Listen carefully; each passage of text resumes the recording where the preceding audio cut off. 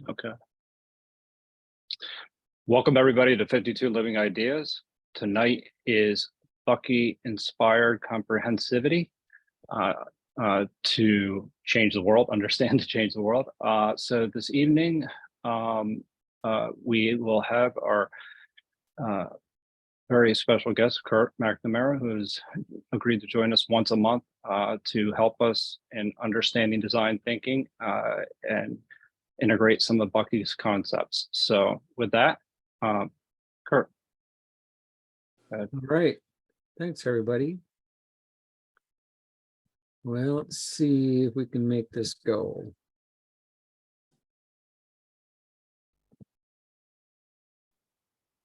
Okay, can you see my screen? Yes, we can. All right. So I'm calling this a little differently. If you've been following along, we did a session on comprehensivity, and then we did one on anticipatory, and then one on design science, and then we had another where we started to talk about applications. And so this is kind of a little bit deeper into applications arising around Bucky's ideas of anticipatory and how that overlaps, complements the ideas of futures and futures thinking.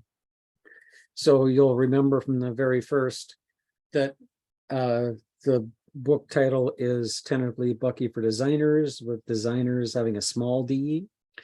And the clarification is that when we think of design, we often think of design with a big D.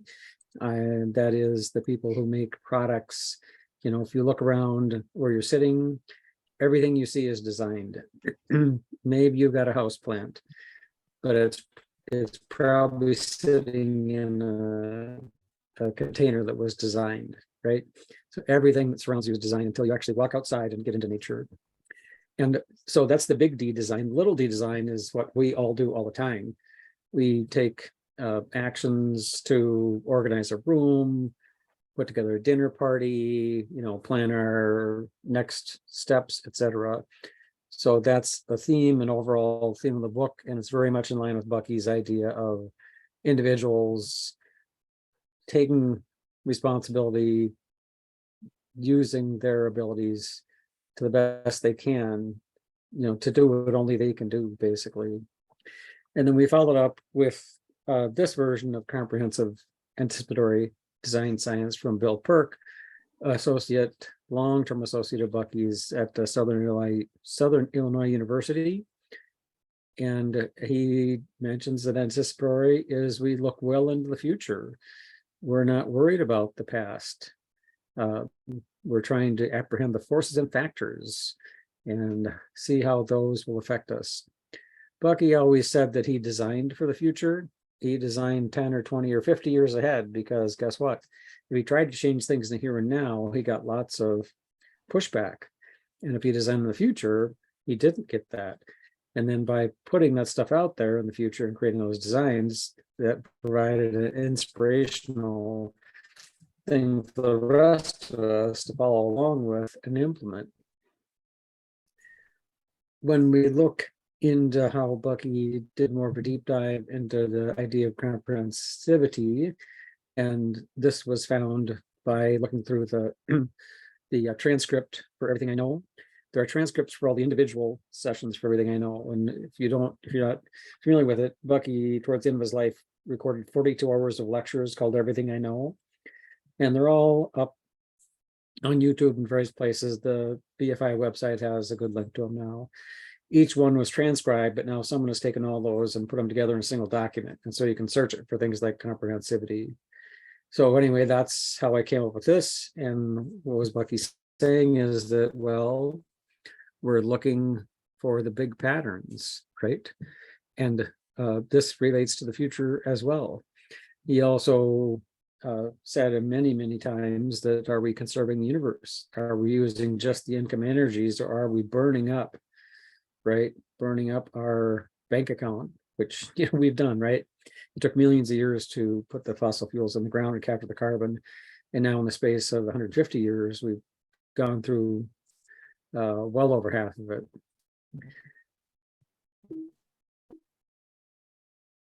So then this was me using the same kind of ideas Bucky used in the upper left, where he said, well, Plato's idea of the triad of beauty, truth, and symmetry isn't really a system until it has a fourth node. And that fourth node, he said, was the observer or the self. And now you can see this really does start to make sense, that the self is what perceives the beauty or the symmetry, and yet they're not done as independent things, right? They're all aspects of the same stuff. So I then said, well, what if we use that same sort of a mapping on comprehensive anticipatory design science? And that's the lower right. And this is just a way for us to remember these various things that we use, and then also have some sort of inspirational graphic associated with each one. And so this version of it that I put together shows the system, the situation in the center.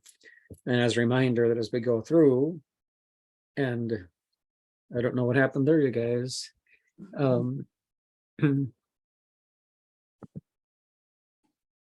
The screen's just gone black for me. I know, it's interesting.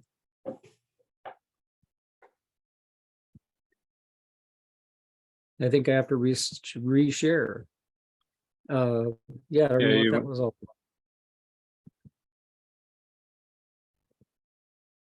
And try that again. There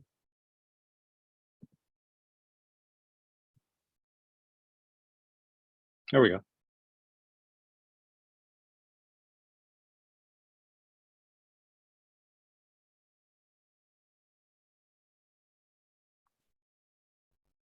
And it jumped way ahead. Okay.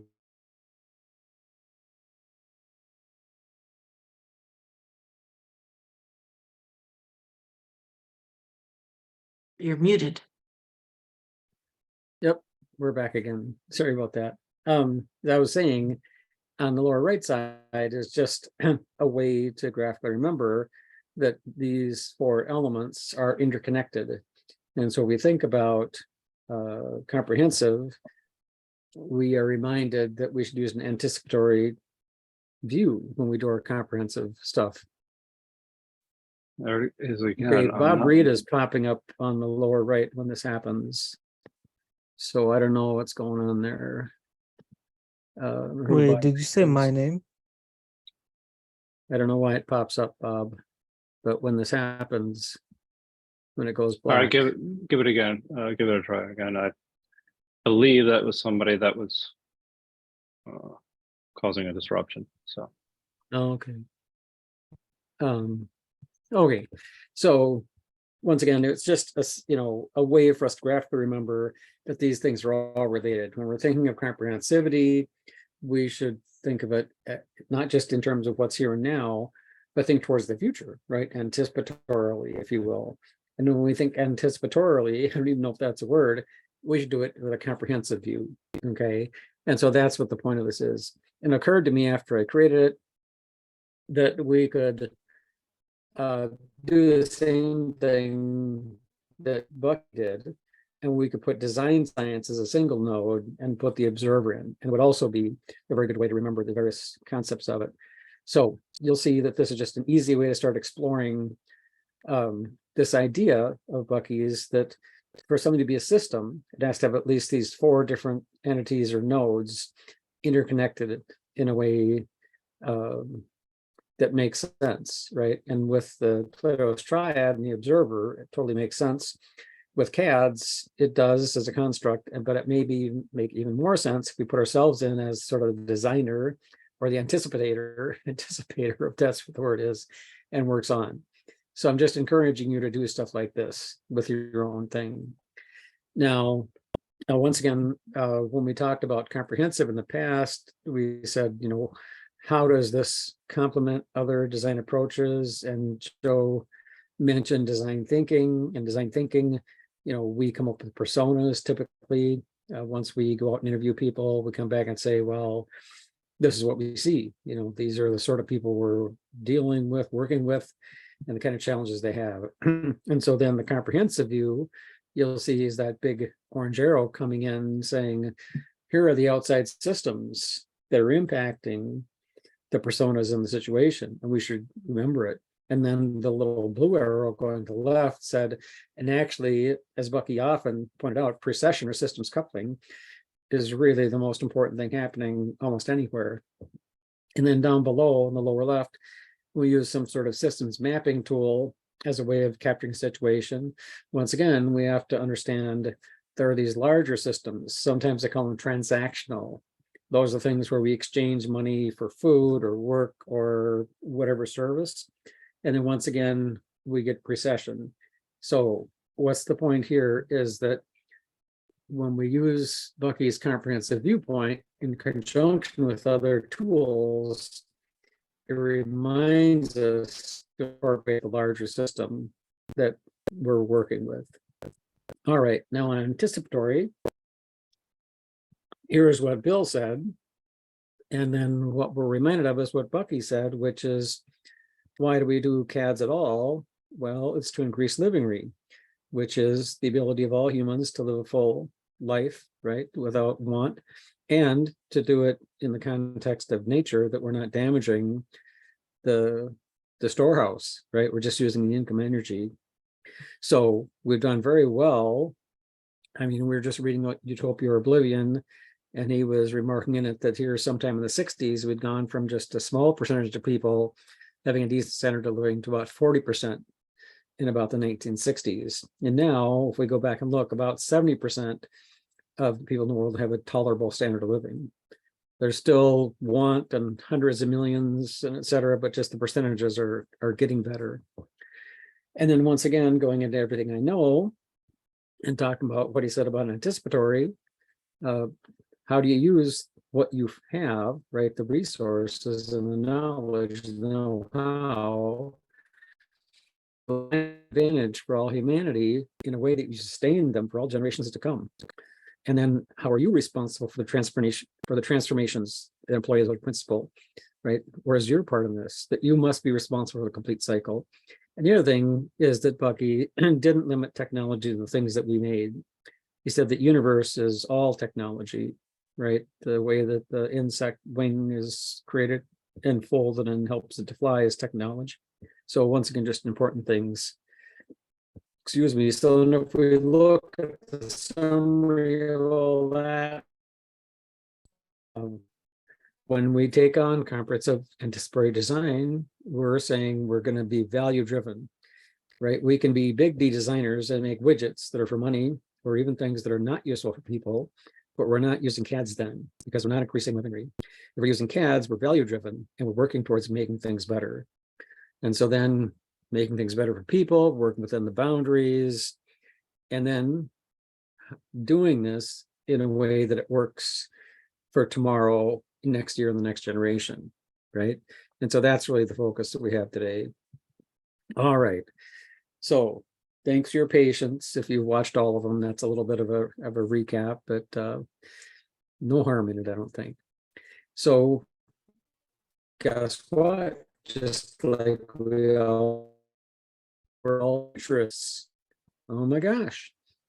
Every one of us every day takes action based on stuff and creates the future. Now, sometimes it just happens. We'd be like, well, yep, the future just happens. Somebody invented AI, it's going to mess with my job, but we'll just find out what happens, right? Oh my gosh, the climate's changing. There's going to be a lot of floods here. Hope somebody helps me figure this out. So there's the passive view, right? You're still futuring, but you're entirely passive. You know, you may even be aware of stuff going on, but you're probably not aware of how the trends are changing or accelerating and how they're interacting. So the first level is we're futurists, but in a way we're not creating the future. And in fact, we're not really even anticipating it. We're just sort of dealing with what is in front of us. So the next one is we're aware of trends and what we call faint signals, more on that in a minute. And we say, aha, here's something that's happening. And we'll pick on AI. I don't want to spend all the time on it. We can pick on AI and say, well, yeah, I want to learn how to use it because it's going to change my job or my teaching or whatever. And so therefore I need to learn about it, need to do some extra effort, right? Or I'm concerned about it. I really am concerned, you know, especially when people are saying, and so then I'm actually going to put some energy into an organization or a group that wants to, try and do the right thing in the big picture of implementing it. So that's the second one. We're aware, we're taking action. And we probably have a fairly fuzzy idea of where we want to go. If we sat down, we could probably come up with it. But it's not usually a really focused activity. And then the third one is what Bucky's recommending and what you would do if you're in Medard Gable's Design Science Lab or Global Solutions Lab, is you'd create a vision of what's called a preferable future. And then you would take actions to move towards that. And more on that in a minute. Now,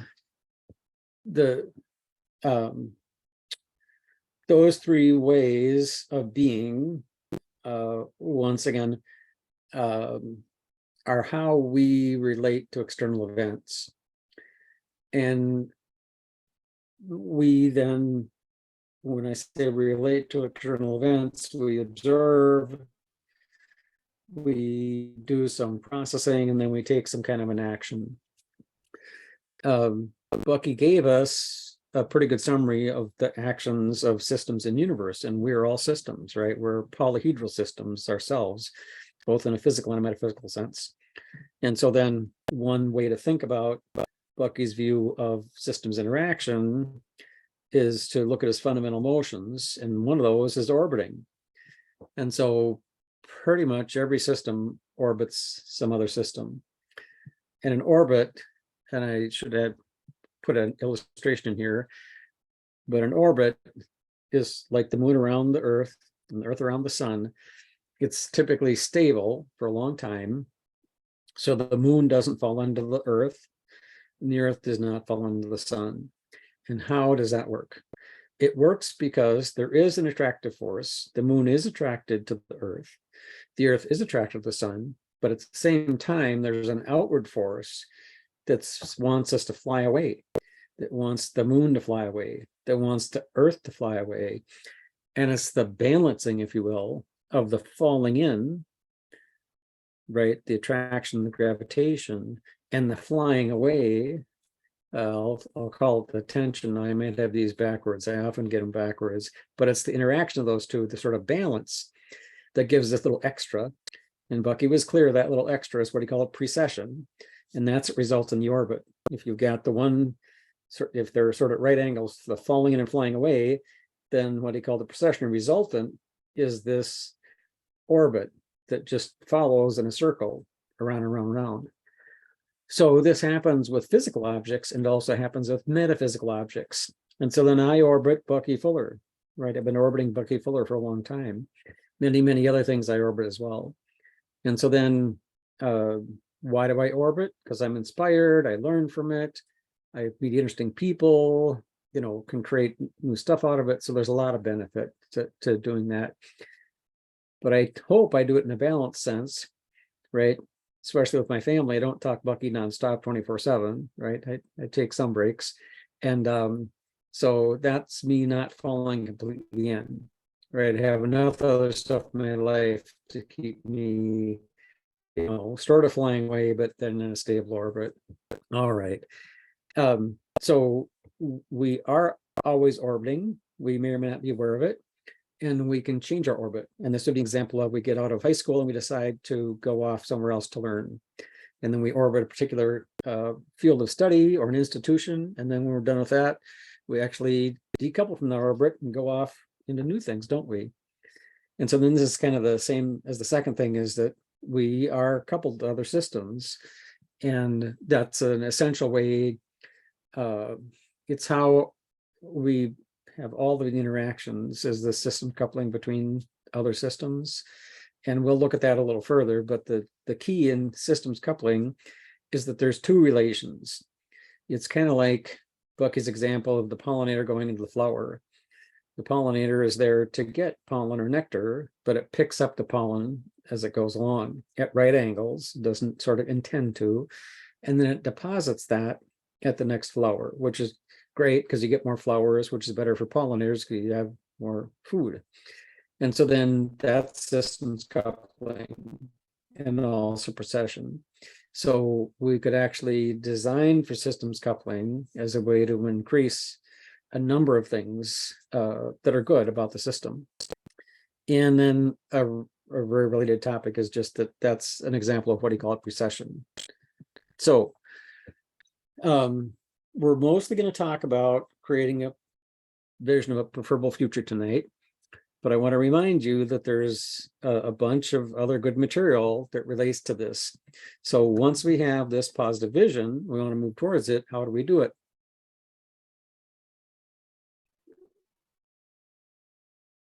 Well, we just need to change the direction. We can use trim tab, right? We can use trim tab to move the direction and more closely follow the real goals. We can be aware of this tensegrity idea. I talked about orbiting is this balancing of flying away and falling in, and that can be seen as coupled tension and compression. And so it turns out most everything, right, that persists does so because it's got those paired forces, tension and compression. We also talked about how precessing other systems happens all the time, being aware of it or not. And it's something that can be designed for, can certainly be used, and certainly enhances systems overall by enhancing this exchange between the parties. It's related very closely to systems coupling. And then finally, so we've got two categories so far, right? One is we could take an existing system and adjust direction via trim tab. The second one is we could take an existing system and improve it by working with the tensegrity of the coupled forces, by working with the precession of the parts, and just by working with systems coupling in general. So that's still working with an existing system. Or we could say, you know what, we really can't fix this. We need a new model. So that's a design, often might be seen as the network. And so, like I said, once we have this vision of a preferable future, Bucky actually gave us tools, right, to move towards it. So you can think about this in terms of yourself. As I said before, we're all orbiting things. We're subject to societal and personal and transactional forces. We're in flow states from a couple of different points of view. We're active in various areas. And it's the areas we're active in where we actually can influence the future. We have actions we can take, those are our choices. We have awareness of what's happening to do that. We can create scenarios to help us figure out what to do, and we can then visualize what that is and then work forward. So once again, kind of a summary again, we can ignore trends and forces and just get carried along. We can observe and use that information to guide our actions, right? Should I move, change my housing? Golly, that looks like another flood and I'm sitting on the hillside. Should I put up some swales or whatever they say in permaculture? You can also investigate plausible futures, and plausible futures are ones that have a believable story. And turns out we can generate many, many futures, and some just are not likely, not plausible. So we have to remember that when we work towards a preferred future, that it also overlaps or is plausible, if you will. And then we can also create a vision and story for a preferred future. And we've already said, right, that's value driven, probably requires multiple viewpoints of other people, not just us. And how do we get there? We already mentioned some of these things. So some resources for observing trends, faint signal analysis, we'll have a map on that shortly. Large sources of data like Our World in Data, Hans Rosling. Design science disciplines that Bucky proposed. He's got about 8 of those or a dozen. And one of those is just being very aware of advances in science and technology. Sociocultural evolution, what's happening with the way people get together and combine, and what's the new stuff. The distributed autonomous organization, DAO, excuse me, that's a new thing, right? then the next step is we can extrapolate those trends. Well, here's what's happening today with AI. What happens when the AI is actually running the corporations and making the decisions? That could be interesting, could be good, could be bad, right? Things that you're all aware of, I'm sure, like universal basic income, universal health care, how we're relating to nature, etc. So the three, key aspects of anticipation is what are things going to look like, right? This design I'm doing today for 20 years or 40 years out or whatever we're talking about, what's the future going to be like at that point in time? And how is that going to look like for people and for nature? And then, in that changed environment, how will this design be used? Will it still make sense, right? Well, we still have the need of the kind of thing, right? Am I just designing, a better version of something that's here today that might be actually gone, not needed in 10 years? And then finally, how will this design and the work have a regenerative impact? And that means we were restoring. We're not just taking from Earth, but we're actually putting back to restore it. Okay. So then when people do this, they often say, well, trends are fine, and trends are dandy, but it's really these bigger societal forces that are going to drive the futures. And so then this is from a book called Technosocialism that I have a couple of scans from later on. And in it, when they explored futures, they said, well, we think these are four big things, four big sets of forces. And when they talk about forces, they talk about opposing forces. So in human rights, the opposing forces as they saw them were everyone is equal versus survival of the fittest, right? And that those are things true in society today. And we make decisions, we move towards one end or the other of the spectrum. And in economics, we have the free market, the epitome of the free market. And then at the other end of the spectrum, they're suggesting we're beyond money, right? We're using some other kind of exchange system. Money's not as important. Individual and collective, well, we're going to solve this by coming together. We need some kind of global, interconnection and cooperation to solve global warming versus, nope, this is my tribe. Just make it work for us. The rest of you guys, whatever. So that once again, the two ends of an opposing force.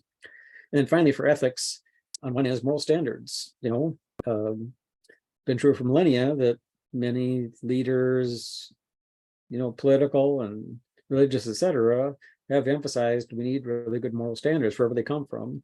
And at the other end of it is, well, no, we just do whatever and God will sort it out at the end. So these are the forces that the people doing the scenarios I'm going to talk about in a minute were using. And I throw it up here because I'm going to ask you in a minute to think about forces that you think are important.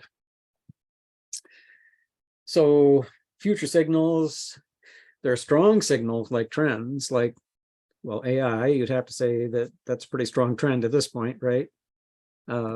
Pretty obvious. It's sort of what's expected.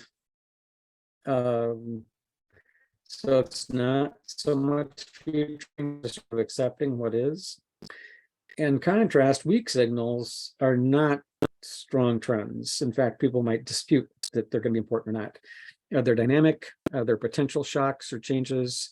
They let us think about, well, if we observe them and think about the faint signals, well, what if this happened to become a bigger trend? It allows us to then come up with more of these possible, plausible, and preferable futures.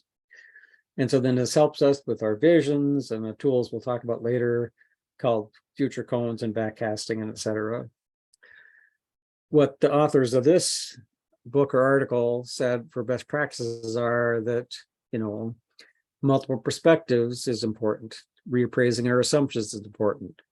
Collective creativity, et cetera. And where to look? Well, look for conflicts between forces and experts, because that's probably going to give you a signal of something's cooking there, because they're really disagreeing, right? Like right now, is AI going to be the save the world, or is it going to annihilate humanity, right? And I don't know if they're faint signals, but that's one of those conflict points, fracture points. And look at also for things that are repeated, especially in different contexts, where you see them over here, with your nieces and nephews, and then a week later it's with folks that you deal with at church, older folks. You're like, okay, this is something happening here because I hear a similar thing in these very different groups. So a lot of good stuff here if you want to look into weak signals. So this is a moment to just sit and reflect yourself on what you think important signals and trends are. If you were to come up with different potential, plausible, preferable, or positive futures, what would the important things be? Would it be a marketplace kind of a thing, like how we exchange money for stuff? Is that going to be an important thing?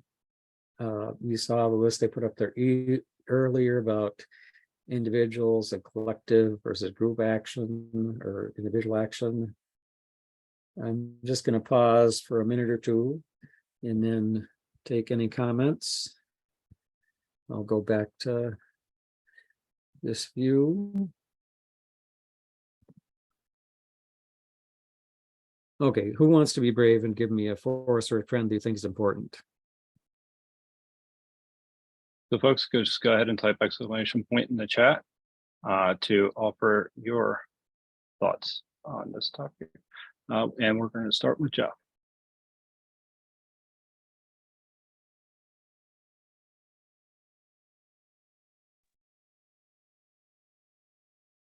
Hi, Curt. Thank you for all this again.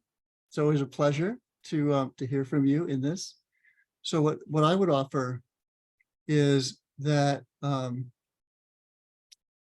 I noticed that in the words that you used in your presentation, that you kind of went interchangeably between, if you will, I and we. And I think we can't afford to do that. I think that if certainly in the Western culture as it lives today, in the United States, that all the benefits of individuals being willing and committed to taking responsibility for ourselves and employing all of our best creative and critical thinking to its best purpose as far as we see it, and the relationship between that and our aggregated or collective or group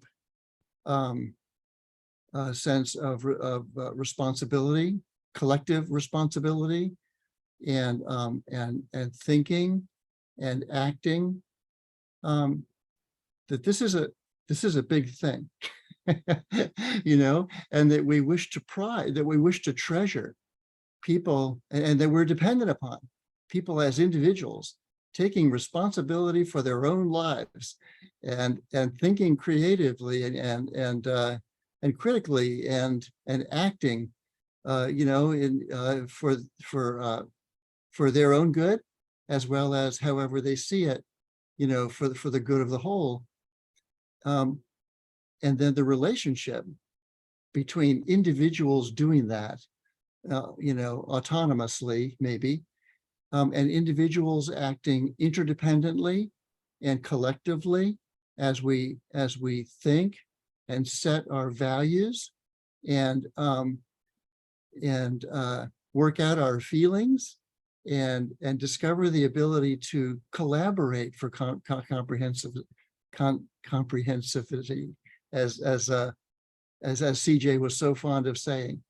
And I always found his collaborating for comprehensivity was a fascinating title that I'm sure he chose quite intentionally.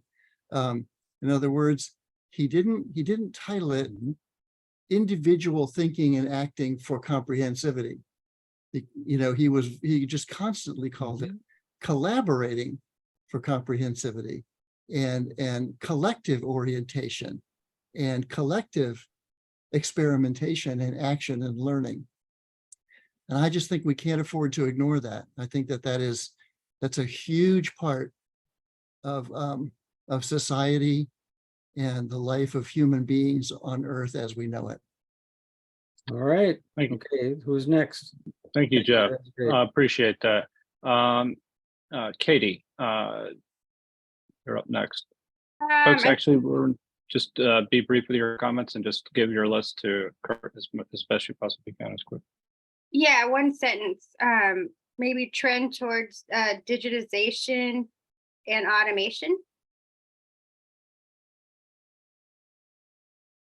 Thank you. Next up, we have Jeannie.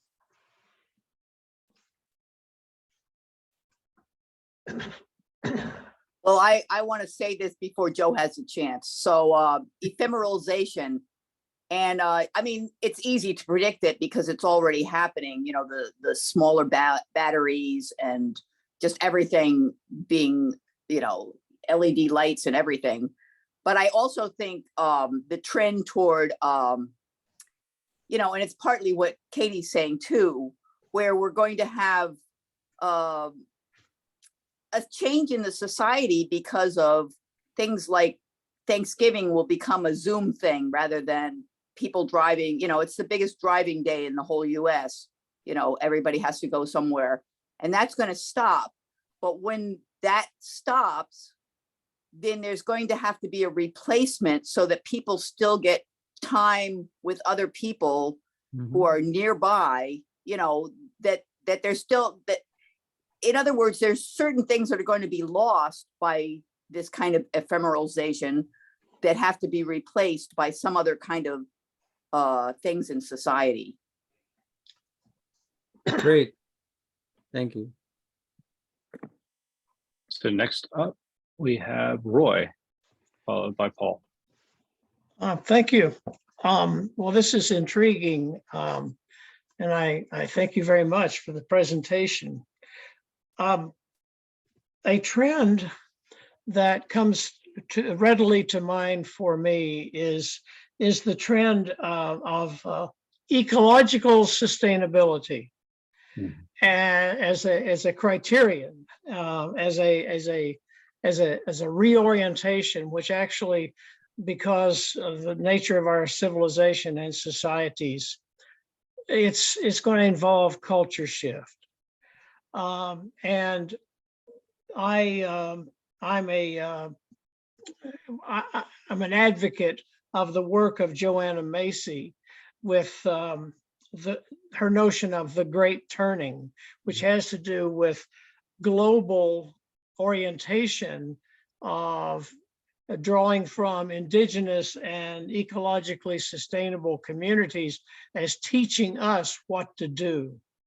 So I'll leave it there. Yeah. Great. Thank you. Thank you. Next up, we have Paul, followed by Allison.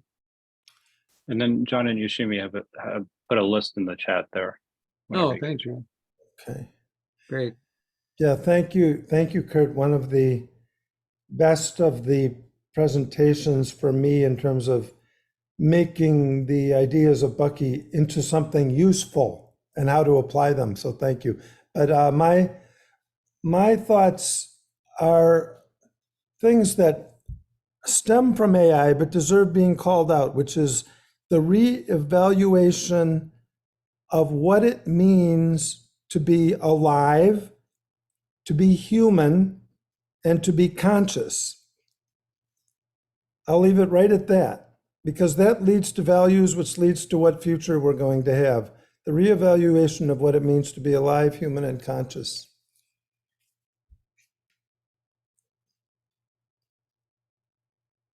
Thank you, Paul. Next up, we have Allison. I think there's going to be more centralization and less regional and individual differences. Great. Thank you all. Yeah, after you. Yeah. Okay. Yeah, actually, John and Yoshimi, do you want to go ahead and share your thoughts really quickly? Yeah, Ishimiko. Yeah, mine, I just listed what I thought were significant trends and beliefs and values, habits and addictions, trust, and our relationship with nature. And sort of the overall trend is, and what we're trying to facilitate is the responsibility bit and what that means individually and collectively. Yeah, I could kind of summarize that and probably Jeff's thought, but at a personal level, I think there's a trend that we have to become less egocentric and more ecocentric. And that means driving what I like, trying to modify that to like things that are going to be good for the general common good as well as what I like. So modifying what I like, modifying my ego so that I start to like things that are good for everybody. So from ecocentric to from egocentric to ecocentric. Okay, got it. Thanks, everybody. Excellent.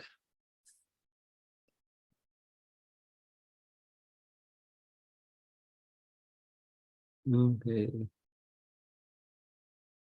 So, so now you're further along on the futuring pathway. And so now, typically what you do is you'd say, well, we need to examine how two of these, play out. So you do one of these 2x2 matrices. And so then you'd have across the horizontal axis, maybe individual versus collective, for example. Curt, could you actually, Curt, excuse me for a minute. Could you actually go to a slideshow so that we can see the full screen? Oh, sure. Yeah. Is that better? Yeah, that's better. Thank you. Okay. So, so typically you'd say, well, how are these, let's look at these forces for a 2x2. And once again, this is, something that's, high on one side versus low on the other. So on the horizontal, we might say A plus is collective and A minus would be individual, for example. And then you might say, oh, I'm interested in sort of digital versus in-person analog, if you will, digital ephemeral. And so then the top might be digital ephemeral, and then the bottom might be in-person natural. And then you'd say, well, how do those things play out? If you're collective, but you're mostly digital ephemeral, what does that mean? Well, it probably means a lot of things like this, right? And things we're familiar with, the slacks and et cetera, et cetera. And then you'd look at the other ones, and then that would allow you to examine these four scenarios that could be plausible futures. They're known as plausible futures if you can tell a story to someone and the person says, yeah, I can see where we'd get there. If you're talking about 0-point energy, or fusion in your backyard, it's a bit more of a leap, right, from the plausibility part of it. Some people are ready to believe it, and others would be like, yeah, well, I've heard stories like that before. Let's just wait and see. So you would take two of these, and then if you thought that was interesting, maybe not, it wasn't quite enough, you might take a different one or two different ones and see what would come up with it. Now, there's some great manuals from the United Nations, UNEP, environmental something or other. And they say that when you actually go through this, oftentimes the four quadrants, the scenarios you come up with, one is a steady state future, sustainable. We figured it out, things are going to be okay. Another one is collapse. Nope, we screwed up. This is the end, or not. Not good ending for us. Another is transformation. The only way out of this is we transform institutions, our way of doing things, etc. And then the fourth one is kind of business as hopefully usual growth. And so this is just a word to the wise as you go through. What they're saying is by studying many of these things, they found that this is in general how they sort out. So now I'm going to talk a little bit about specific ones. And so this is from the book Technosocialism, and King is a futurist in the United Kingdom. I saw him recently addressing some NASA people and I really liked it.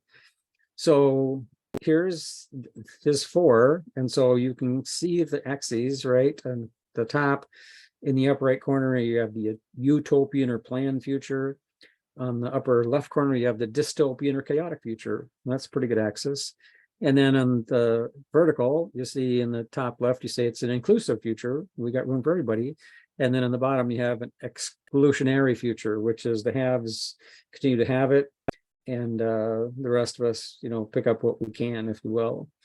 So then they said, you wind up with these kind of 4 different things. Highly automated, a smart society, right, where it's inclusive and utopian. But then you have the dystopian version of that where, nope, it's a fail. We didn't get our way out of it. Then you have, unhappy things like exclusionary, right, and dystopian. And now it's a collapse, even more of a collapse scenario in some ways.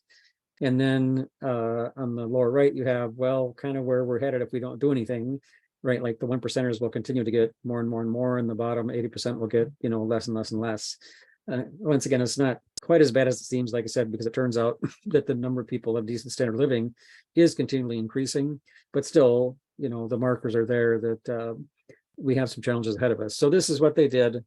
And then they actually titled these as Luddistan, as in Luddites, technosocialism, which is the one where we say, well, you know what, AI is going to displace a lot of people, but we know universal basic income help.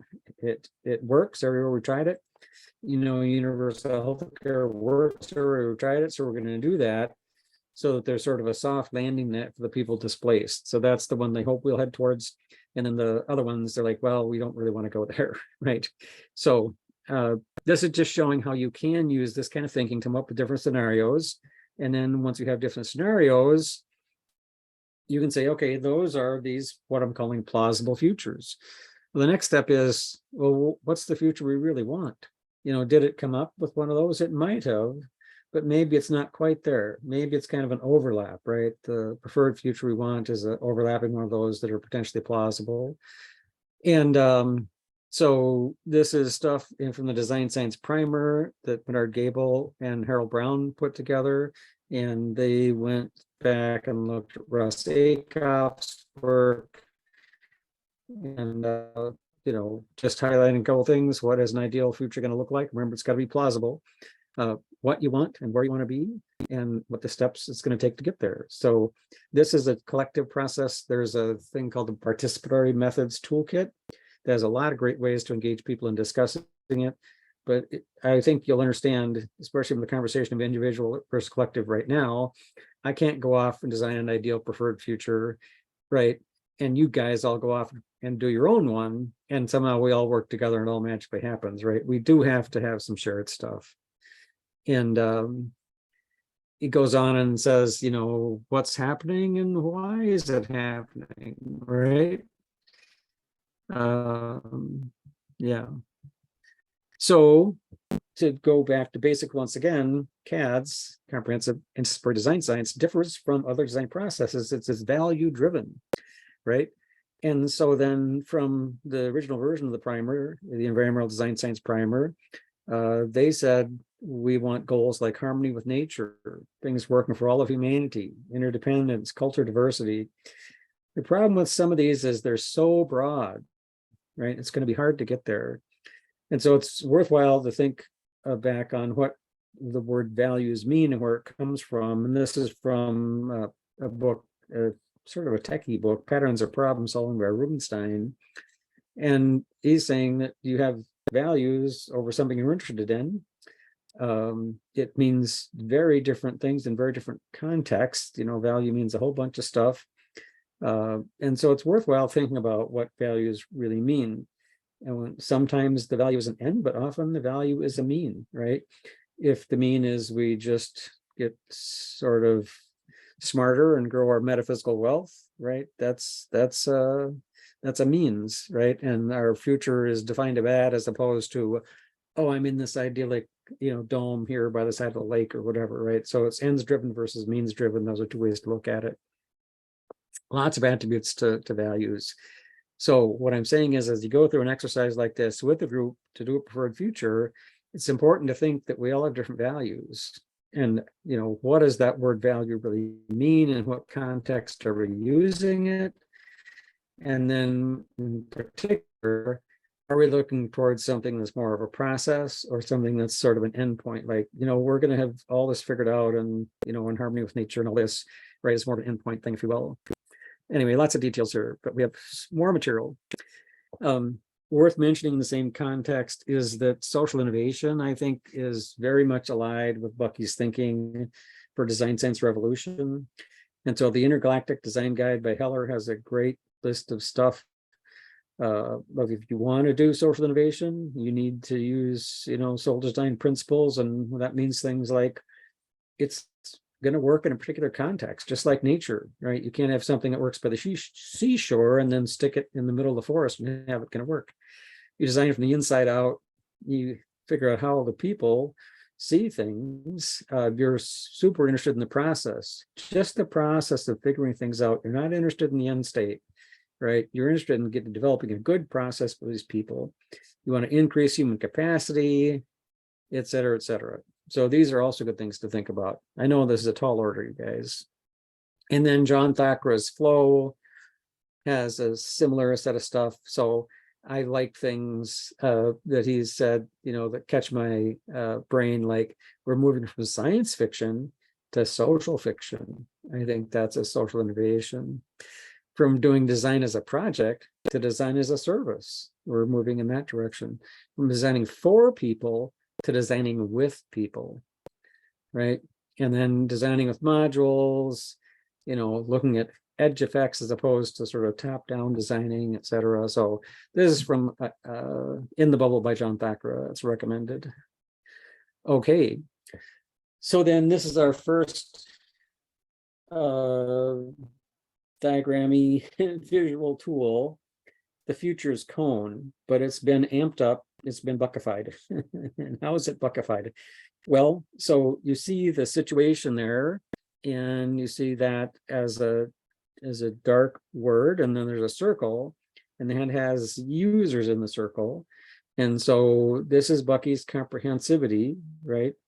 Reminding us that we have a situation and we've tuned into this particular situation, like we've got to fix this thing, but there's actually people inside the situation. Okay, and then inside the people, there's values and judgments and other things, right? So we need to be fully aware of it. And then outside of it, there are super systems at the same point. And so aware of what's in it. So this then, what we're looking at in the lower left is a much more nuanced version of what a futurist might put on their diagram. They might just have something at that lower left that just says, here's where you're at today. Like, here's your challenge, right? And then it would just have the cone indicating as they go through time, you have more and more possibilities, right? At the end of it. So then at the top of the cone, what do you have? You have the plausible futures, the things that you determine from your work with scenario planning or whatever, like, yep, this could possibly happen. And then you have your preferred futures, right? You did that exercise of visioning, and they hopefully overlap with the plausibility, right?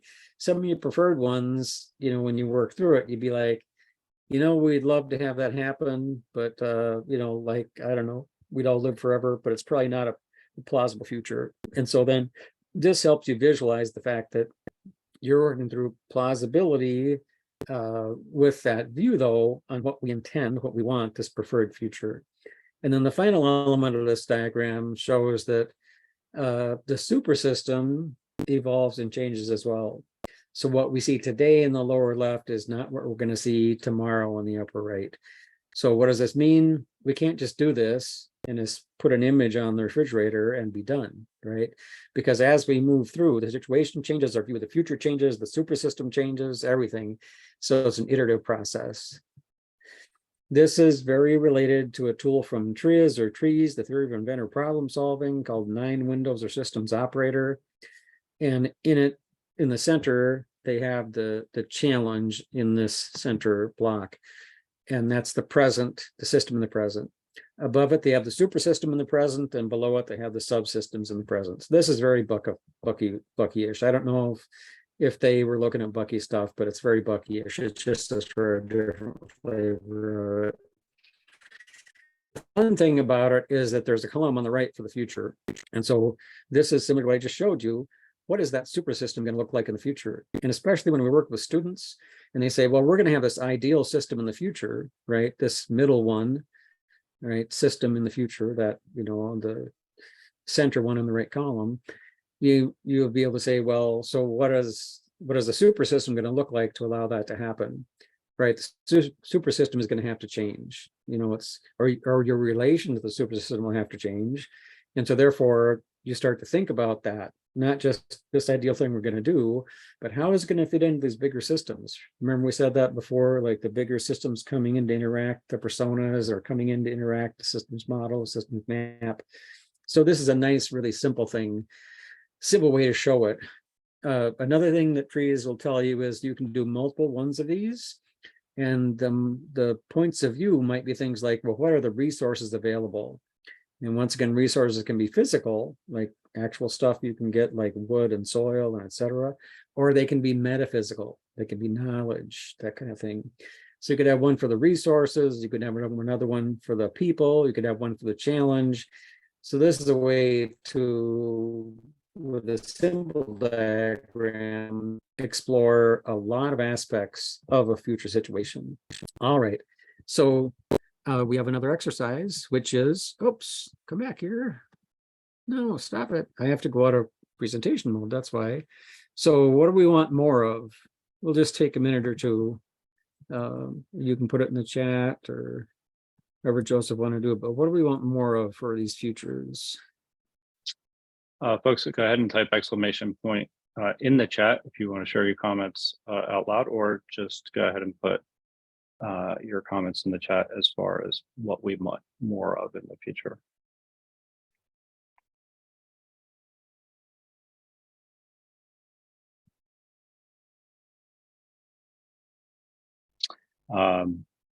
Doesn't seem like there are other Jeannie.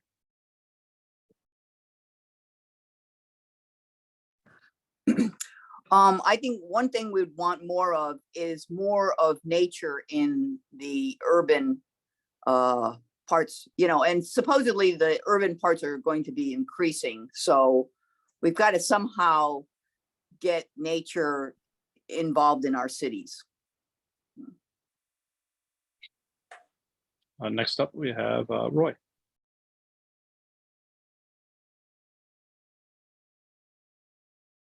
You might be muted, Roy. Can't hear you. The human element it tends to be, or in this presentation, I'm not hearing as much about the actual human element, and it's very important to me for us to face issues around social change and spirituality, harmony with nature, you know, these kinds of phenomena that so that we are engaging with others in a co-creative kind of way toward the future that we want. Yeah, thank you. Perfect. And I believe John and Yoshimi have put in ecocentric decision making and trust. I think that is essential. Absolutely. Okay. Maybe go ahead and add balance. And Elle wishes me to read her comments. safe medical settings with universal N95 masks. So that's very specific, but so COVID does not keep, having an impact on our healthcare. So I'm not going to go through the entire thing because it's very specific. But we're trying to Okay. keep our comments a little bit more general. So I would say, improved health systems would be the Okay. appropriate way. And then Paul, go ahead. Tapping, what was just one of the lines in that Thackeray thing I like, tapping felt sense and intuition in decision making. Felt sense and intuition. Perfect. All right, thanks, you guys.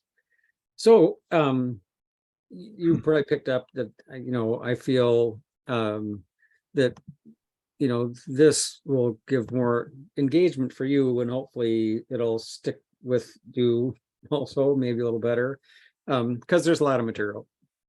And we'll try and wrap it up here shortly.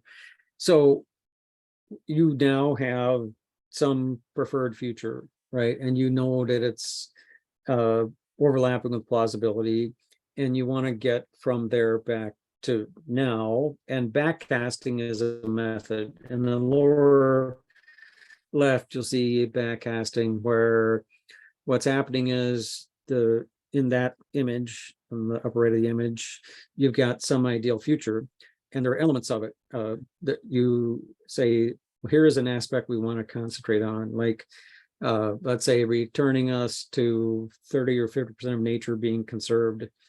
You would say, well, what elements are present today in the lower right, what seeds are present, what's happening right now, the love of national parks, the feeling of being more connected with nature. We'd look for these things, right? And we'd say, well, how do we work with these and feed them and water them and come up with more energy for them to basically move towards that future. So backcasting says, look at the elements in the future, and then, draw that back to today and say, what are the small seeds today that could grow into the future we want? Okay, so then the chart is just saying that there's a number of ways to think through this. And I'm not really going to go into it too much. The natural step is a way to think about sustainability that uses backcasting quite a bit. And so that's the center one that's in there. Yeah, I think I'll just leave that be. So then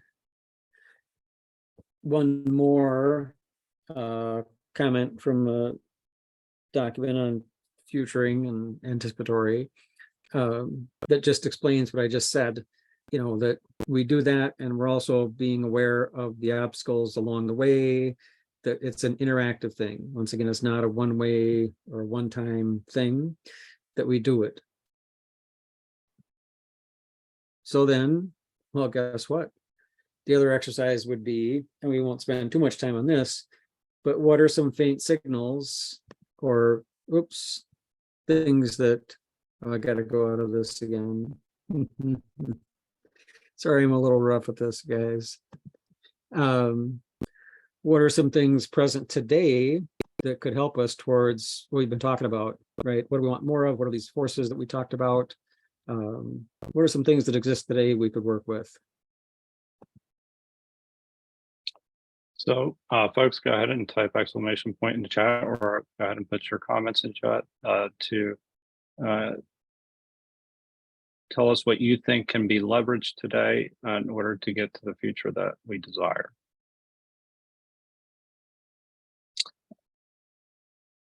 I'd say supercomputing is the one, probably that we should add in there.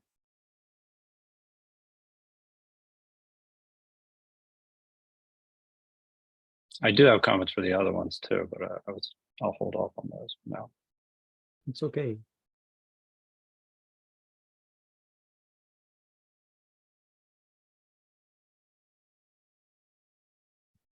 Let's,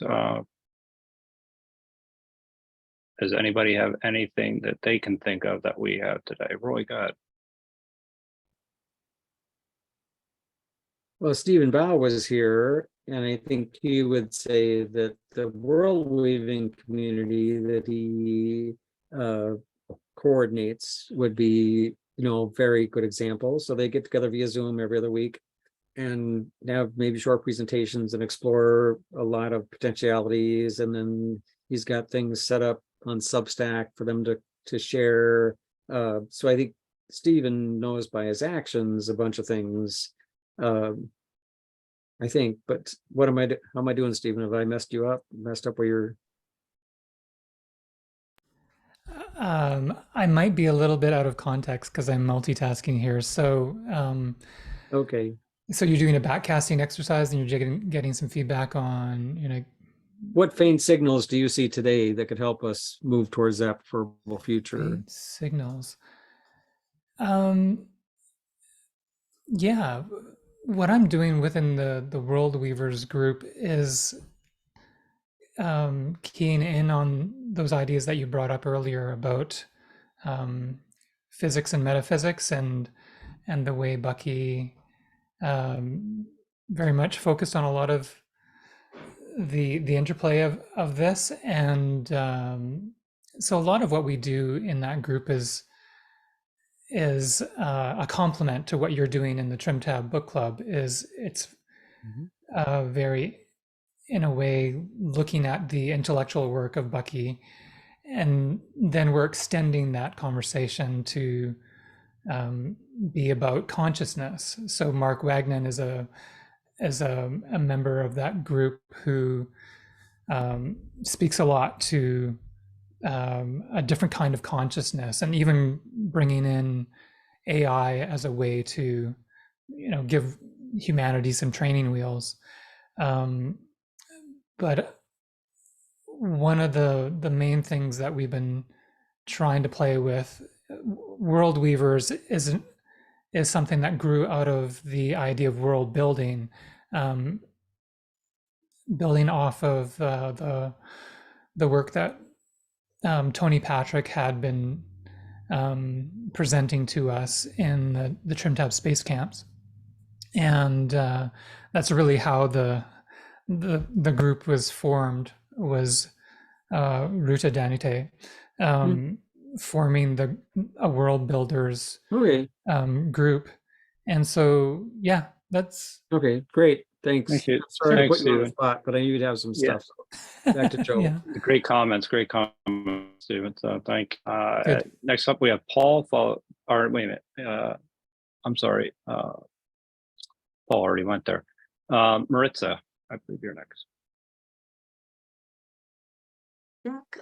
What we have today is Zoom, things like this, where people from various different parts of the world can meet in ways where we couldn't before, and share ideas. I think that's a huge thing in our favor. Also, there's an increase in urban city garden spaces, and I think that is helping to create more visibility on the need for being, more aligned with nature. Okay, Paul, I don't know if you actually Paul, yeah, actually, Paul, you didn't. That was from before I was looking up there. So Paul and Roy next. Am I next, Joe? Yes, go ahead. Yeah, I think it's worth giving a sort of a credit to the third wave of humanistic psychology with things like compassion-focused therapy, that is bringing that to a new level that integrates many concepts it didn't in its earlier phases, that we need. Consciousness work. It's a category of consciousness work. Cool. And Roy, actually, go ahead. I would like to build on what Paul just said. And what I'm actually seeking is dialogue, the sense of coming together in small communities and engaging in not just conversation, but actually contemplative dialogue, inquiry inquiry that asks questions and actually helps open awareness and consciousness to intuitions and insights that otherwise would not be present, and then whole communities can gain a fresh sense of what's possible. Wonderful. Okay, thanks, everybody. Is there anything And, else, Joe, or should we finish There up? is, let's see, there's another one by L that healthcare workers that she's, I guess, referring to. Yeah, it's more of a critique actually than I think something that we can currently leverage. No, I think I'll just say I think it's collective action from endangered workers and patients to create their own systems. Is that not meeting? No, that's fine. Yeah, that's Yeah. fair.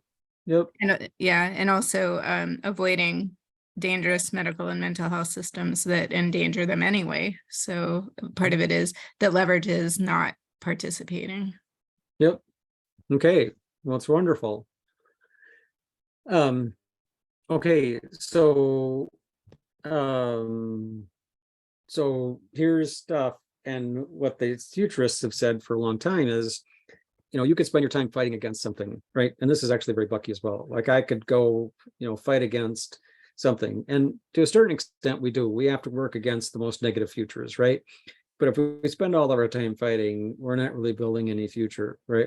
It's a sort of a present moment battle. I mean, and often it does have futures. You know, give me a little slack on this one. But anyway, so we could be battling on something, or we could be working towards a vision, and how we work towards a vision is we could be ignoring something. So sometimes you just ignore a negative thing. Because guess what? We want to put our energy into something else, and we're not going to put any energy into the negative thing. And so we could do something like, oh, we really like urban garden spaces.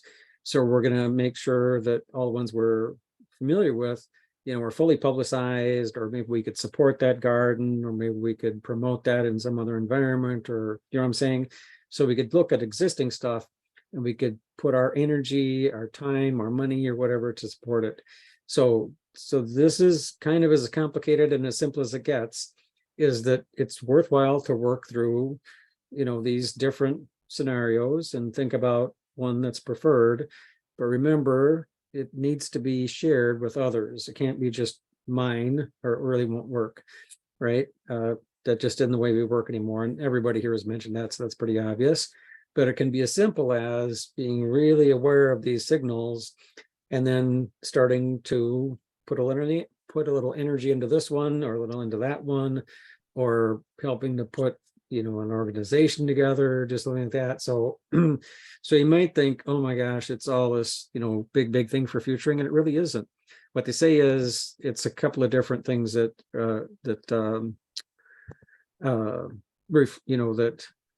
impact how effective you are. And one is, do you put consistent energy into it? Are you kind of always, to some extent, working at it? And then are you working in an area where you have an effect? And once again, this is if I'm trying to change national policy, I'm going to have very little of an effect, right?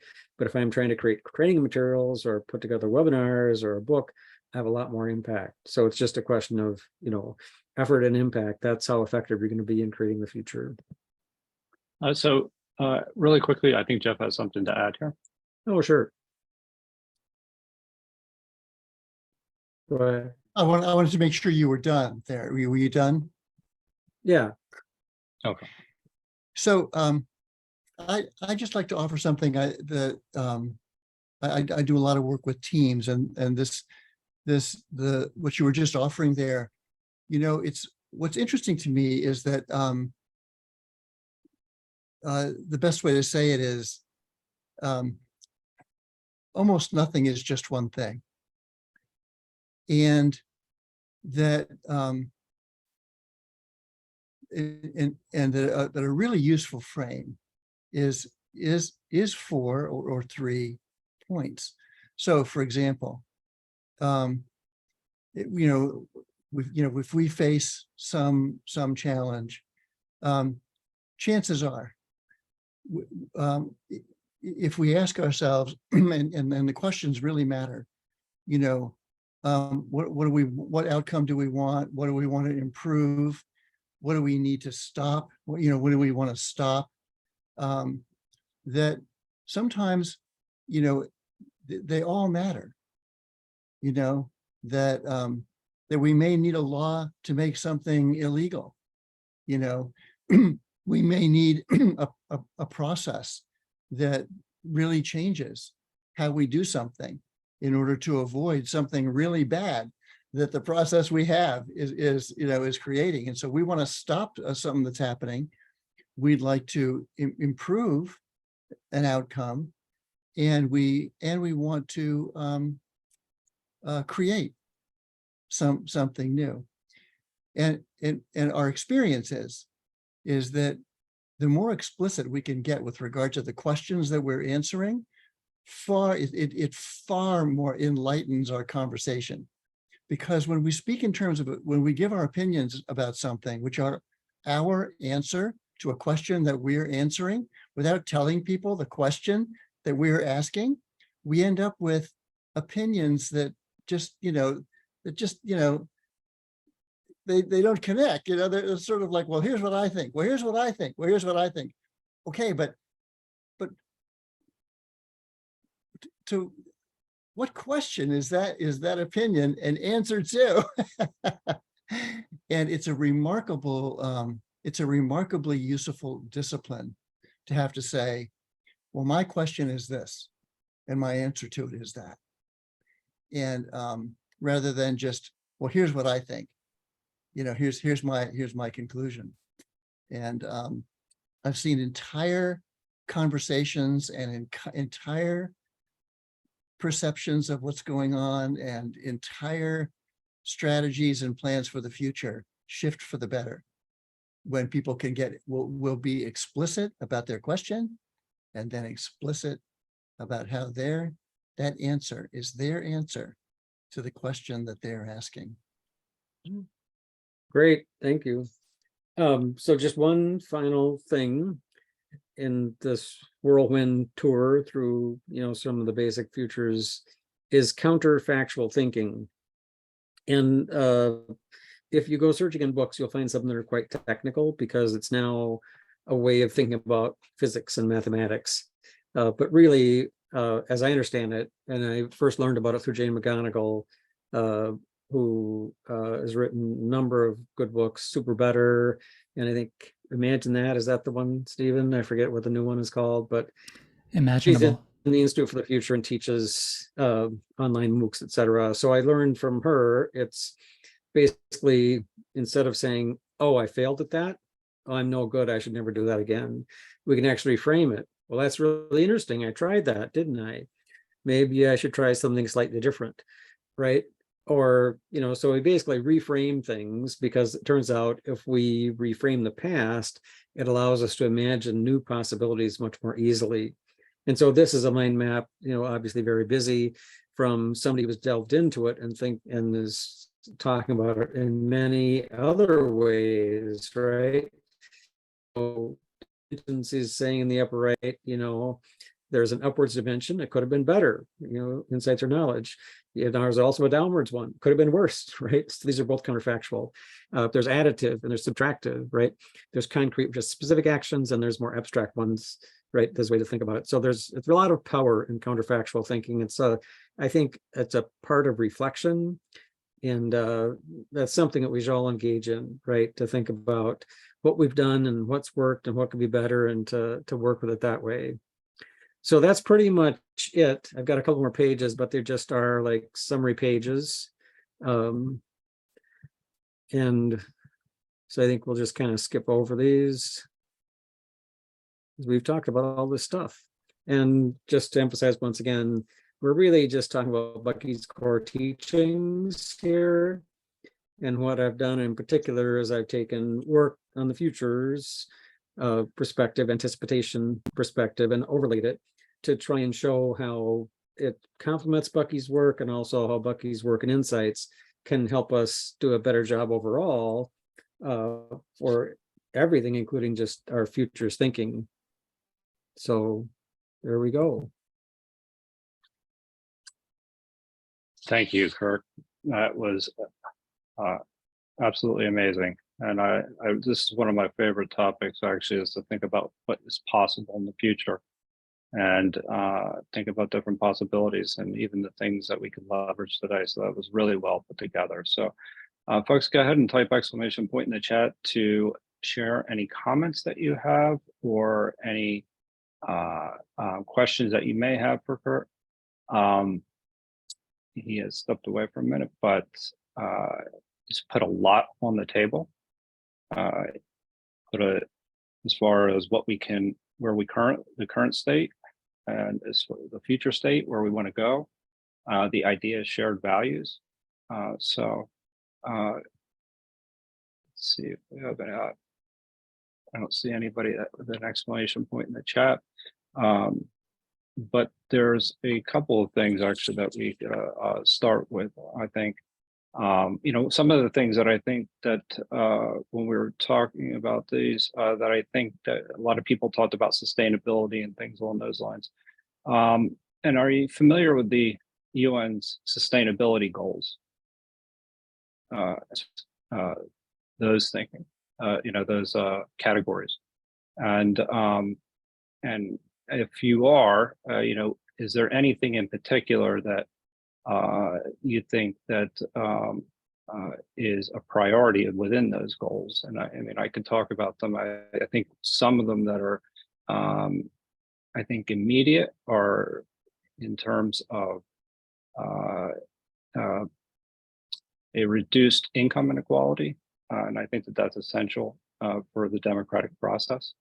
And as well as the educational aspect of it. So I would, you know, I think AI actually is something that we talked about this evening, is going to be able to be leveraged in a very unique way. I don't know if anybody's familiar with how it's actually being used right now with Salcon. So I think this is, you know, that's I think something that's going to extend education on a grand scale. So those are some of the things that I was thinking about, some of the particulars that would actually fall under the categories that we had actually named. So, and yeah, it's almost like having a personal tutor.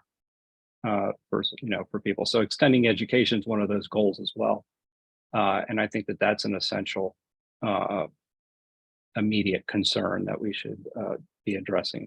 All the goals themselves, you know, the sustainability goals are important. I'm just highlighting a couple. I think that seem to be a little bit more pressing at the moment. Do you have any thoughts on that?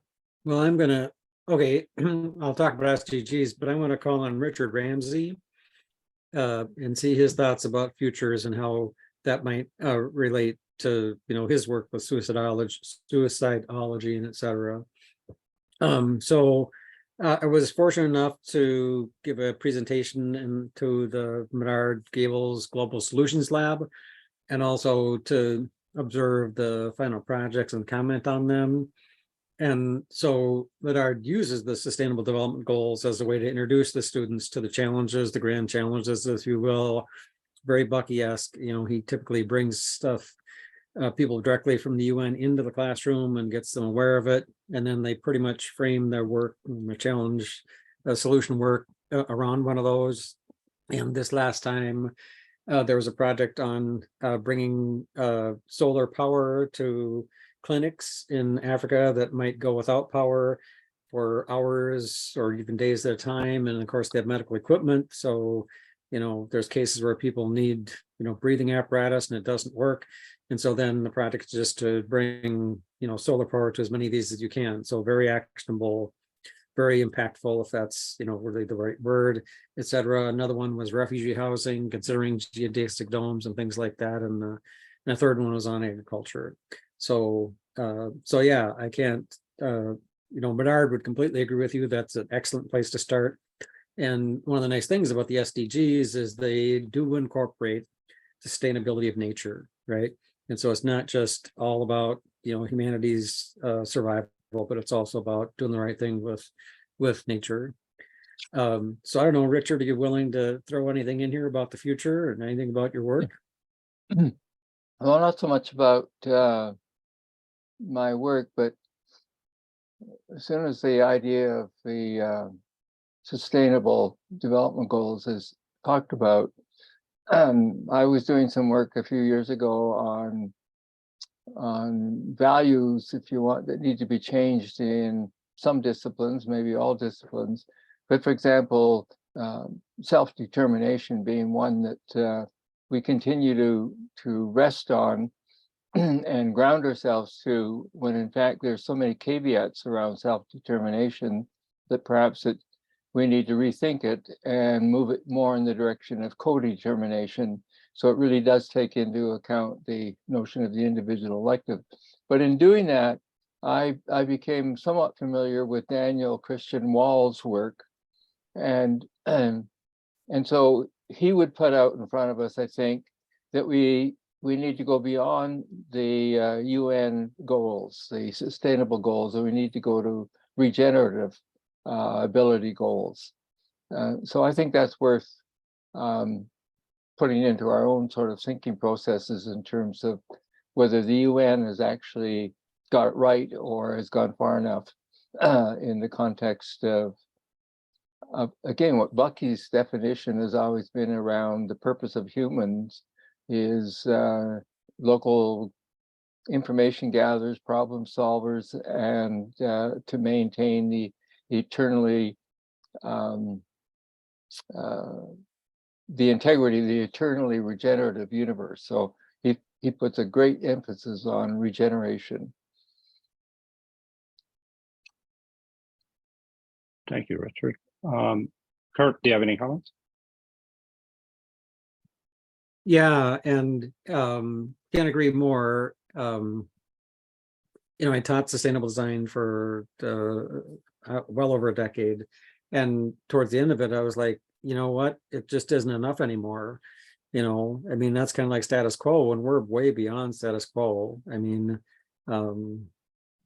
Obviously we want to bring, we've got stuff to do, like get climate back to steady state, right? But to do it, we have to do things regeneratively, right? We can't just reduce this, and we can't just crank up, capture mechanisms. We're going to have to do regenerative actions. And for example, regenerative agriculture has tons of potential for capturing carbon and doing good stuff. So yeah, and regenerative also applies to social systems, right? If you were in a work situation where it's just take, and they never, developed you as a person, that is extractive, right? It's like those industrial extractive systems. And so a regenerative system would develop more of a social network, be supportive of the employee, help them enhance their abilities, etc. So yeah, I can't agree more about regenerative as being important. So next up, we have John and Yoshimi.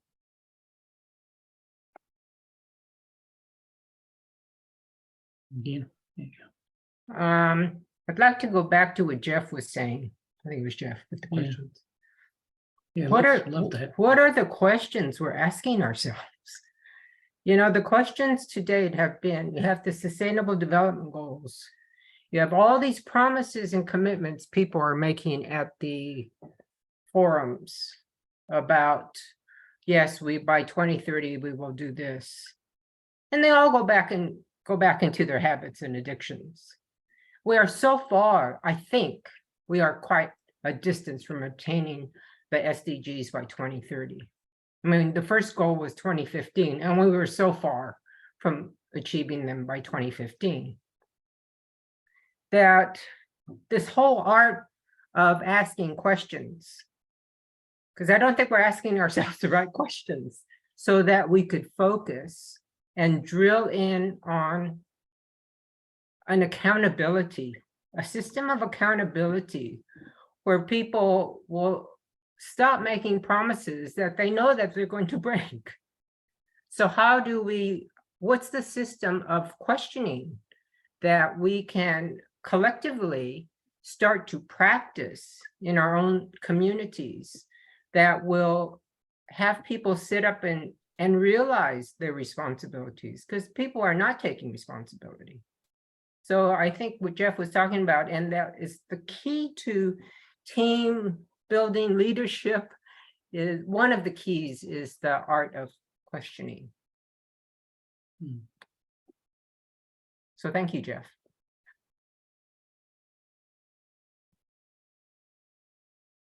Yeah, that's great. Thank you both. Good perspective to add. And that reminds me of the means driven, right? It's not an ends driven thing. Like, oh, we'll have this net zero thing, you know, but more a means driven thing. Well, what are the questions we should be asking ourselves to increasingly do a better job and head towards, etc. So I really like that. So one thing I just wanted to bring up as a discussion point is that the anticipatory design metrics, and I'm actually, I think in one particular area, you had Moore's law as a one of these metrics, and I was thinking about the metrics. Could you maybe talk about the difference between the metrics that we use within existing systems versus the metrics that we used within nature itself? And so there's the distinction, I would say, between the two. Moore's law or even other laws, they work within a particular system that you've set up, right? And one thing I think Bucky actually did was think outside the system itself. And so I was wondering if you could kind of talk about that distinction when you're talking about how to measure progress to begin with, in the sense that, and that comes back to what John and Yoshimi were talking about with the idea of asking the right question sometimes. And I think that, what are the right measures that we would be using in order to determine progress? So anyway. Another excellent question and point of view. There is this old saying that, if the economist thinks that, all that matters is the bottom line, they don't have enough terms in their equation, right? They haven't thought through the larger system. They haven't thought through the future. And so that's that measurement thing. And then in companies, I've worked in a number of companies, manufacturing, et cetera, where you use metrics, right? Like quality metrics and et cetera. And it turns out you can't really advance the state of your system by constructing a metric like that. You can improve your ability to do a particular thing, and that can be useful. But if you really want to grow to the next level, you need to do the kind of thing that you folks are talking about, asking the questions, doing the means. And so I mentioned a book, I think it's by Hubbard, How to Measure Anything, The Value of Intangibles in Business. And he makes this same point that, if you're just measuring the same things, you're just never going to, take your product or service, to the next level. And I remember an example from an early version of it, which is if you're an author, you might think, oh, I've got to get X hundred words per day. Well, that's not a particularly good measure, is it? Because they could be pretty bad words, right? And so the count, the word count is not a good measure, but it may be that the amount of time spent in that creative state is a better measure, right? Or it could be something with a little bit, broader or longer time frame would also help. So yes, I think it's super important to think of these different ways to measure things, especially going forward, right? The standard, like gross national product, clearly, doesn't work, right? You can have a natural disaster. We kind of had one here on the farm. We lost a couple trees and a bunch of the garden through the hail. Farmers lost a lot of their crops. In some ways, they say, well, that'll increase gross national product because you have to pay to clean up all the stuff. Well, that's crazy. That doesn't make any sense, right? So disaster should not increase gross national product. And so we need new forms of that. And once again, it won't happen overnight, especially at a national level. And so it wouldn't be worthwhile for me to try and change that. But, you know, if I can think of how to do that myself, like what are the most important things for me in terms of writing or whatever else, and how to measure those, then I'll start transforming. And if other people follow along with me, or Richard or whoever else, or Stephen, then we start to amplify these weak signals. Thank you for that. Yeah, I think that this is a key point actually going forward, is that, yeah, we reassess how we measure progress. Sometimes people are like, yes, we're doing things, you know, and I've said this here before, the idea more efficiently, but that doesn't mean it's more effective. So the next one up we have is L.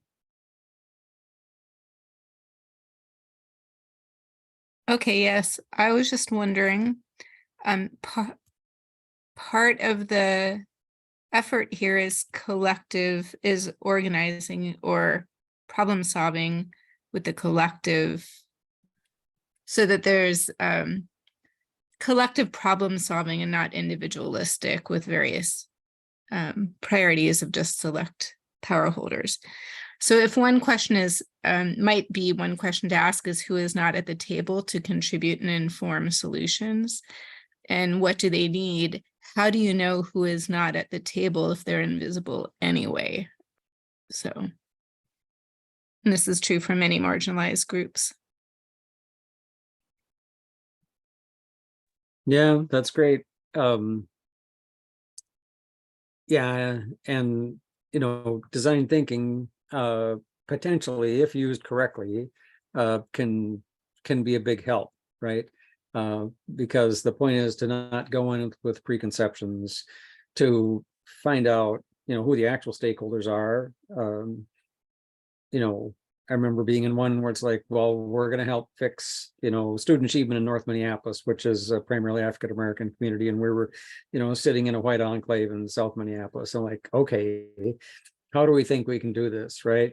And one of the answers is, well, if you go and walk around and start to talk to people up there, start to talk to parents and get them in there and start to talk to students, start to talk to teachers, all of a sudden you're embedded in the system, right? And you're playing back things to those people, so it makes sense.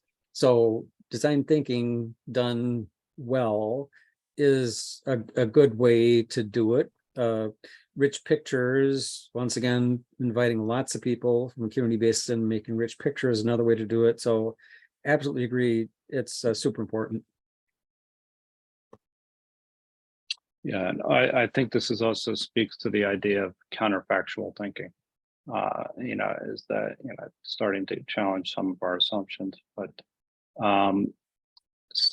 I see Jeannie has her hand. John and Yoshimi, would you mind letting Jeannie go first since you've gone? Okay, Jeannie.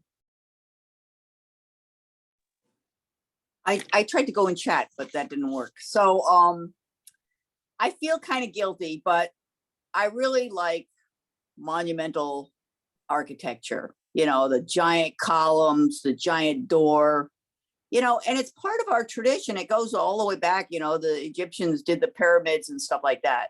I feel guilty that I like that kind of thing. And, you know, what if that's not sustainable? And what if that's not fair to everybody? You know, but I don't know. There's some things that are sort of basic to human beings. I mean, there's the desire to travel. There's a lot of things we, you know, how much do we have to give up to, you know, create this equitable, wonderful future that we really should be doing?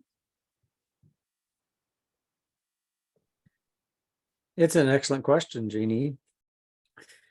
I'm trying to think of Gal's last name. It'll come to me. Memory Craft is one of the books, and Lynn Kelly maybe, but she's discovered that almost all these ancient structures that were like, well, why did they build this? Were actually memory palaces. There are ways for people to remember as they moved from being hunter-gatherers into a more settled situation. They could remember via stories because the written word wasn't there really yet. And so the first one she started with was Stonehenge. And she proceeded to do this work across the whole world, and found nice explanations for lots of things where people would say, well, it's really interesting. It's got a lot of carvings on it, so it must be ceremonial. And she's like, well, no, it's actually a way for you to remember stuff. So it turns out, Jeannie, that we've had this baked in, to our DNA for a long time, because it helps us remember the past. And that actually is super important, right? And it does tie into that counterfactual aspect as well. So yeah, that is an issue, I think, with sustainability and climate and everything else. Like, oh, what am I going to lose, right? If people come in with it saying, oh, it's going to take something away, so therefore I don't want to do this. And I think that's that zero sum thing, right? And we now know that it doesn't need to be that way. So, but yeah, thank you. Great comment. Great comment. John Yoshimi. Yeah, I just, excuse me, I had a comment about measuring. So typically we measure people, planet, and profit. And I'd suggest adding a fourth, which is precession. So what happens out there that only happened because of what you did, and not necessarily directly, because you did it, but or as a result of what you did, but it created the space for these other things to happen. And they could be both positive and negative. And we should be really taking responsibility for that precession. So that's an additional thing we could measure. Yeah, my comment was, look, what Jeannie mentioned is what on probably 90% of the in the minds of people that we talk to, our friends and family and neighbors, when we try to bring up sustainability, regenerative discussions. And that's that, that's what's on everybody's mind. What do I need to sacrifice? And why would I really, and it puts on a guilt trip. And that's not the way that we're going to move forward, by putting on a guilt trip, because yeah. But so I appreciate that, Jeannie, because that was so many people are thinking the exact same thing, but don't have the guts to express it. And we as facilitators of change need to find ways to take off the guilt and say, well, let's together, we're not going to sacrifice it. Let's together find a way forward. Doesn't mean you have to stop loving your statues or whatever. It's just that what was the purpose of those statues, and let's talk about purpose or whatever. And another point I want to make was, as facilitators of change, I think we need to be prepared to receive implicit answers to our explicit questions, because people, we need to be able to receive that implicit answer, which is often comes from intuition and so forth. And it's not explicit enough for the left brain, but to help people then help guide them toward a more explicit explanation.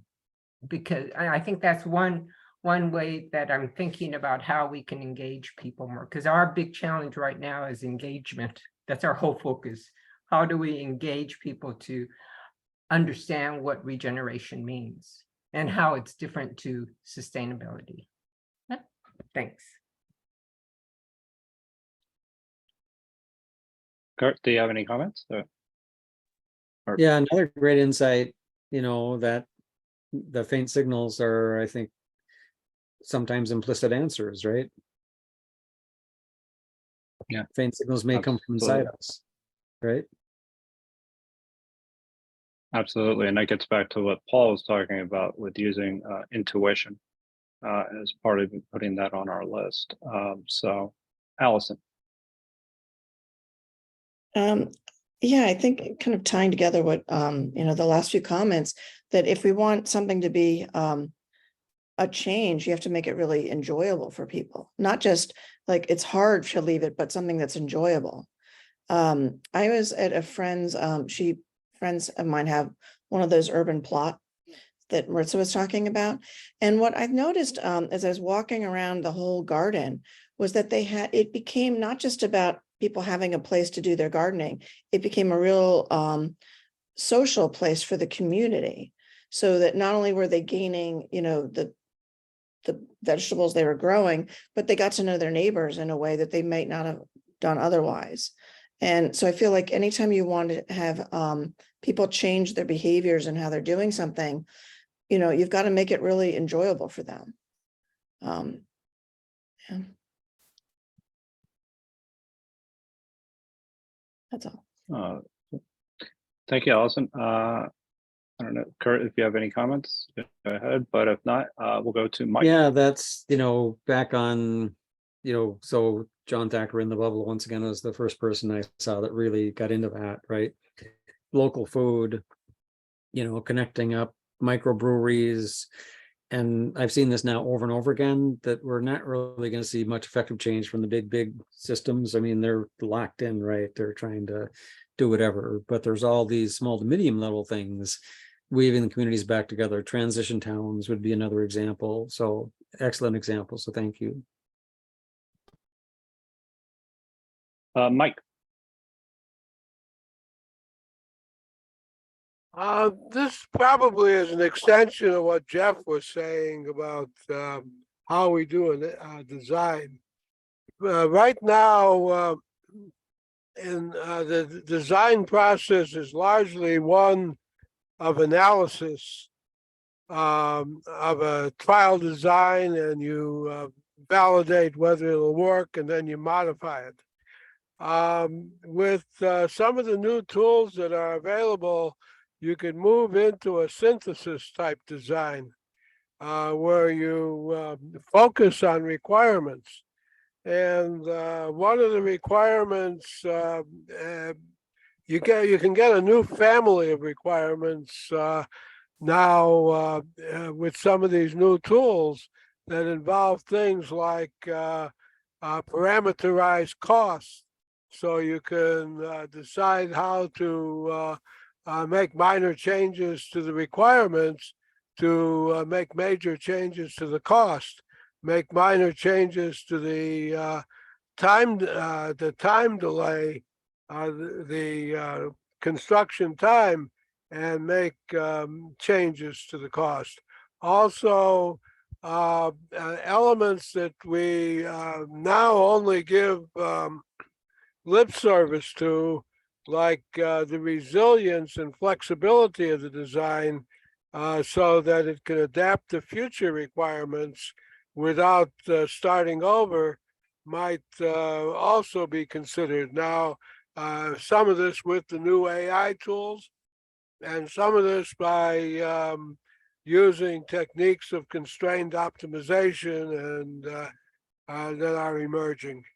So that I can visualize that this is going to make a major change to how we do design, and move it from iterative analysis into a synthesis kind of view.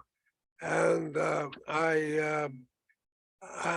there's a lot to be said about how to do that, and how that will be a sea change in what we consider design, that is based more on what the real requirements are. So I'm interested in what this august panel thinks of that sort of issue. Thank you. Yes, Okay. there's an enormous amount of stuff happening. It's really exciting. I had a student, thesis student about a year ago, who was working on generative design. And that's where you basically give a computer some rules for constructing something, and then let it iterate. And then you might do that sort of, and set it up to do 4 or 8 different versions. And then once you look at those, you might say, well, actually, these 2 look interesting. I'm going to run those some more. And what he was actually doing was trying to come up with a modular design system based on tetrahedrons that then could be used to create all kinds of different things. And by correct choice of the material. This is a 3D printed thing often, could actually then allow you to recycle it. So kind of very, very Bucky-esque. So the stuff Mike is talking about of exploring these spaces more fully and finding out that there are solutions that are, you know, much more effective is very powerful. The generative stuff is very powerful. So it's a very exciting time to be involved in this kind of thing. Yeah, I mean, it is interesting, even, you know, with the AI models, and it's almost a design to cost, dynamic design to cost, kind of like scenarios, but you can actually start planning things out and seeing what small changes that you can make that have a huge impact.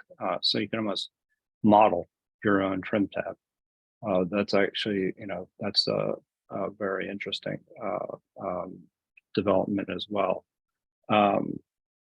So let me see. I had one more question that I wanted to come with, but right now, actually, still formulating it. But if anybody else has any comments, we're almost at the top of the hour. So Yeah, I want to thank everybody just, but you know, for your willingness to sit and give us ideas. It was an experiment, right? So I've made a couple, 3 of these things, and it seems like I'm always throwing so much stuff at people.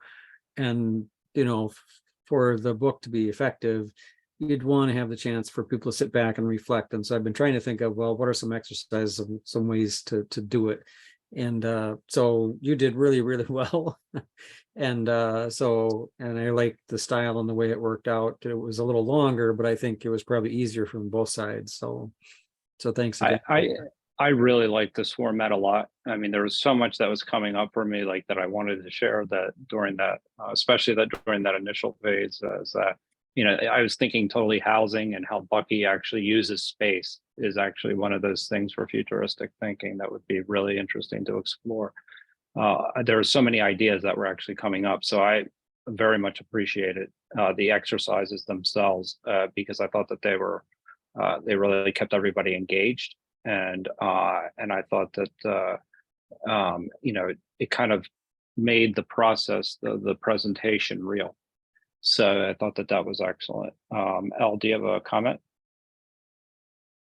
Yeah, it was actually a question. Just this was really fascinating. And I found out about Bucky through a friend who just loves him, and I had no idea about him. And then I saw these presentations come up. And she has actually developed a whole bunch of, like, it's almost like a Bucky lab in her apartment, looking at solutions for doing every sort of thing you can think of, like robot care for safer care for elderly, and making well, I think this was developed by someone else, but a scooter for her pet rat. You know, I mean, like, just the most interesting innovations and creations inspired by her experience with Bucky and knowledge of his work. Is there ever an opportunity for show and tell where people could share what they've actually done, applying Bucky's concepts, both what you've described and perhaps other inspired projects from knowing of him? So I see Steven shaking his head and Curt shaking his head. So go ahead and feel free to unmute and share. Either one. So I coordinate the Trim Tab Book Club, and we like to have presentations from different people. And so I'll go put my email in the chat. We meet every other Saturday morning and read either a book by Bucky or about Bucky. We're just starting a new one that's based on a big exhibit that Whitney put together quite a number of years ago. So that's a thing. And then I know, Elle, that the 52 Living Ideas typically has these sessions where everybody gets 5 minutes to talk about something. So that's another one. And I'm certain there's more. I'm sort of blanking at the moment, but I'm really excited. Sometimes in my presentations, I challenge people to come up with their own design science lab, because that's a thing Bucky did, right? He continually worked on, you know, figuring out how to make better models, do better stuff. And I believe we all have a design science lab, whether or not that's a physical space, or maybe it's part of our computer, or maybe it's part of our notebook, but we'll have one. And I think the more we think about it and think about the tools we use and the stuff we've talked about today, right? Like the asking the questions as opposed to the looking for the answers, I think we're going to do better. So yeah, thanks for sharing that. Thank you. And Stephen, did you have a comment as well? I was just pointing to things that have happened in the past, like the Fuller Challenge. There's a sort of past show and tell of ideas, but also the Design Science Studio has been trying to reinstantiate the Design Science Decade that happened between 1965 and 1975 for our current context. And I'm involved in some of the behind the scenes work to bring another cohort. The announcement hasn't gone out, so I won't say much, but there's something coming, and there's going to be opportunities to get involved in a lot of different ways. And also the Buckminster Fuller Institute has monthly meetings that Mark Smith and others have been hosting. So that's something also that you can look out for. And I also run a trim tab publication on Substack if people want to get involved in just sharing ideas there. So if you want to become an author, just reach out to me and I can add you as an author to that Substack publication. Thanks. Thank you. It wouldn't be me, but I'll let her know. Thanks. Thanks for that, Al. Yeah, I mean, one of the things that we are focused on here is here, and it's good to hear other places are actually bringing Bucky's ideas and making them more mainstream. So that, these different platforms are really important in order to show how these ideas are actually going to, how we can make them real and essentially get them into the marketplace. This again, Curt, this has been a fantastic session. I really, really enjoyed this going through these exercises. I like the interactive approach. And so I think that it also very much followed the presentation itself, so that, it made it real, like each step of the way. So fantastic. So folks, I am not sure who our, we appreciate it. Thank you. It's always a treat to have you here. So See you next month. see you next month. Yes. And as far as I do not know who Shrikant has scheduled for next week yet for our Bucky series on comprehensivity. But we have some upcoming events here that are here at 52 Living Ideas. Tomorrow night, Maritza will be hosting the Poetic Mondays. And that is, I don't know who the featured poet is. Do you want to mute? Rita Dove. Okay. Thank you. And then Tuesday we'll be covering the writings of Khalil Gibran.